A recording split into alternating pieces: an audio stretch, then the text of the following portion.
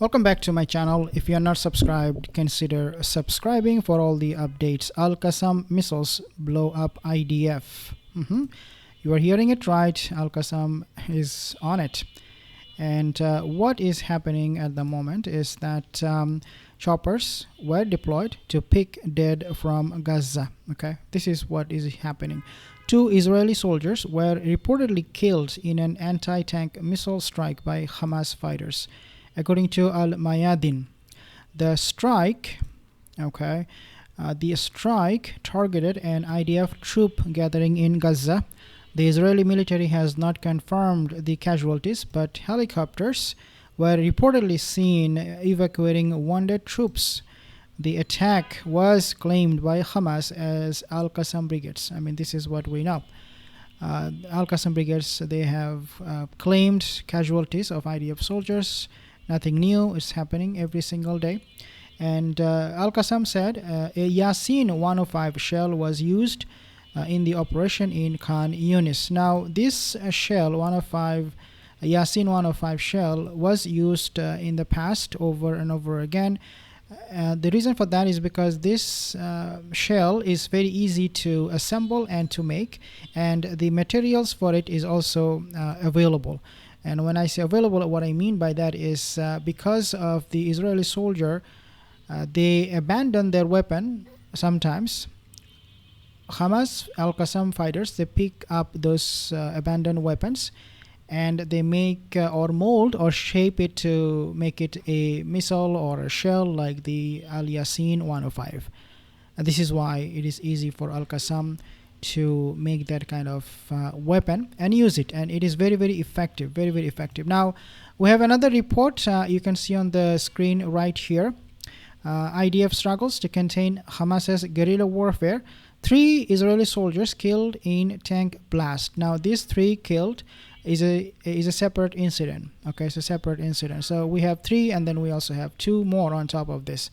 Israel Defense Forces confirmed the deaths of 3 soldiers during combat in the Jabalia area of northern Gaza. All belong to the 401st Armored Brigade's 52nd Battalion. An initial prop suggests their tank was hit by an explosion, possibly caused by Hamas's RPG fire or a malfunctioning shell. 1 IDF officer was also seriously wounded. Investigations into the exact causes are ongoing. And we know what they will find. The Zionist forces, what they will find is that, I mean, just like what they found in the past, was that their weapon, they're not working, they're misfiring, and they will blame the weapon, they will blame everyone except their own inability to really conduct a warfare based on courage, professionalism.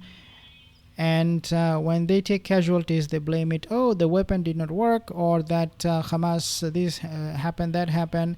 And then they cry. The Zionist forces, they cry all the time for their losses. Now, what is happening at the moment with Iran? I mean, Iran's Foreign Minister Arakchi, this is what he has to say about Hamas's fighters. Take a listen. خطر اشاعه مواد رادیواکتیو جدی هست. خطر انفجار مهماتی که از جنگ باقی مونده خطر جدی هست و اینکه بازرسین آژانس بتونن به این مراکز نزدیک بشن برای ما هم جنبه امنیتی داره که باید بررسی بشه و هم ایمنی خود بازرسین هم موضوعیت داره که باید بررسی بشه.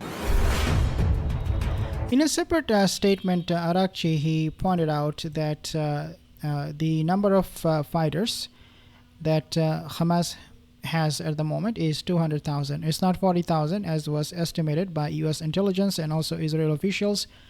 Right now, Iran is claiming they have not 40,000 but 200,000. How they recruited all of them, we do not know all the details. But this is such a bold claim, and if true, that means this is the end of the Zionist states and their fight in Gaza.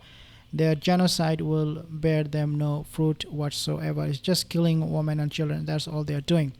Now, more damages. So this is a report about Iran, basically saying that more damages to US base in Qatar confirmed after command's hub now radar destroyed. What you're looking at is the destruction of the US bases. Okay, explosive new image reveals radar destruction at the US Al-Udeid Air Base in Qatar days after Iran's June 23rd missile strike. After satellite images showed a $15 million command center dome scorched, a fresh photo now exposes suspected radar system damage. Did US Patriots fail? Yes, it failed, and I will tell you why. The Pentagon had earlier confirmed a hit but downplayed the impact. Trump claims 13 of 14 missiles were intercepted, but generals hint something got through.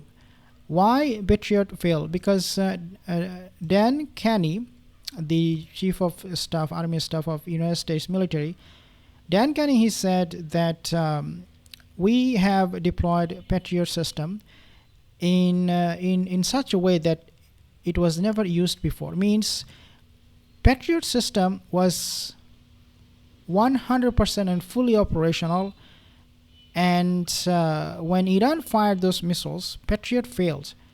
If Patriot was 100% operational, then how come those missiles, at least one of them, got through? We do not know how many got through. According to Dan Kenny, one got through. According to Donald Trump, none of them got through. So we don't really know who to believe. But even one missile out of 14 getting through is a big failure, because Iran did not use any decoy. Did they? Maybe they did. Maybe those 13 missiles that did not go through, penetrate Qatar's airspace, or were not able to hit the target, was maybe because these were decoys. And one got through. Maybe that was one. That's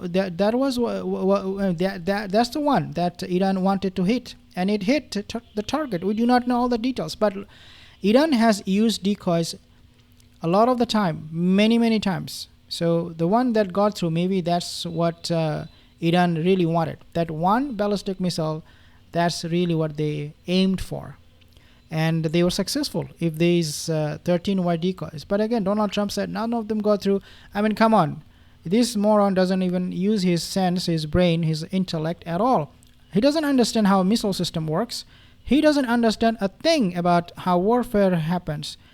He cannot be braved because he knows everything, right? If you go and tell him something, he will be like, I know it, I know, arrogant, stubborn person. But this is not looking good for the Zionist state of Israel, for United States military whatsoever. Subscribe to my channel for more videos. See you in the next one.